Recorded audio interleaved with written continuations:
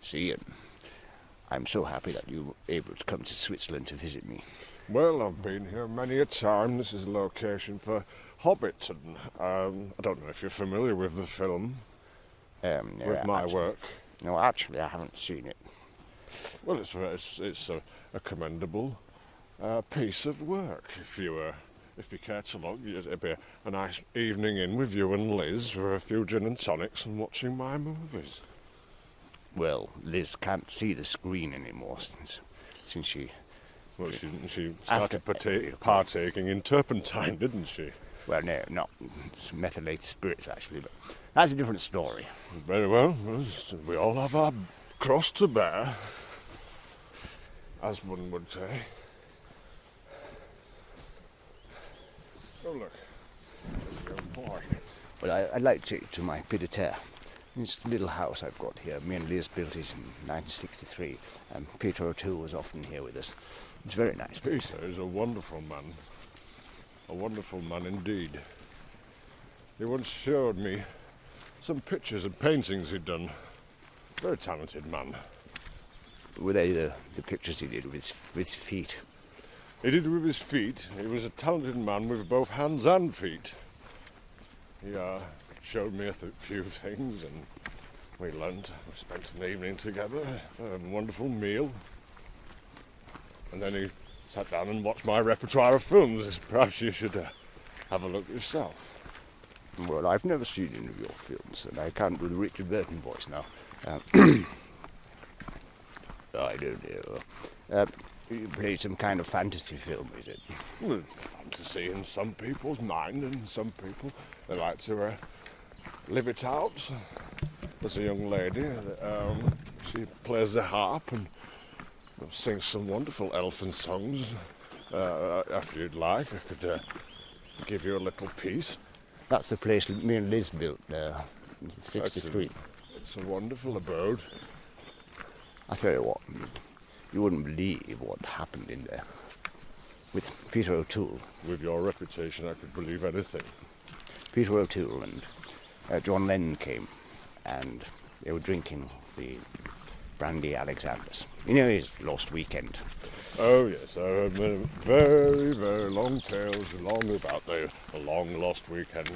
Did you ever? I was in Stratford at the time, so I didn't partake myself in any of that shenanigans, as we say.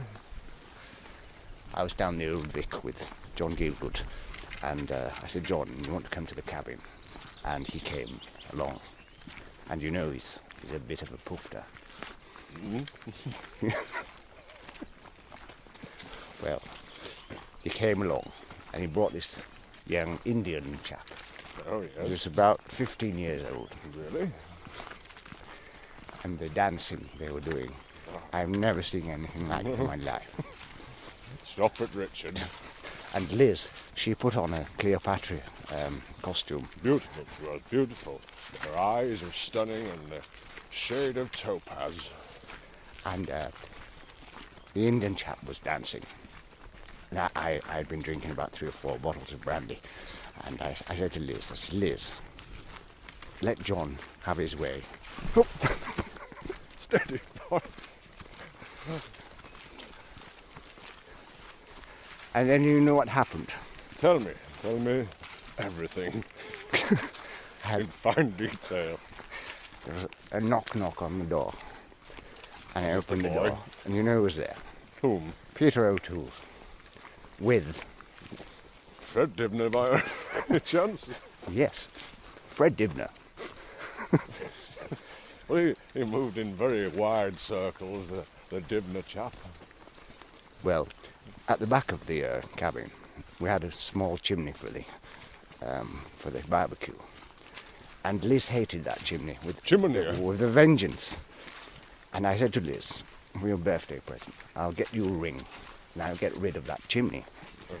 So I called up Fred Dibner, and he said he was free. And he came along. He was a very accommodating young man. From my part of the world, Bolton, of course, God's country. Anyway, I digress. And Peter came in, and Agassiz was 3 sheets to the wind already. And I said, Peter, you know, anything goes in this house. But it was even a little too far for me.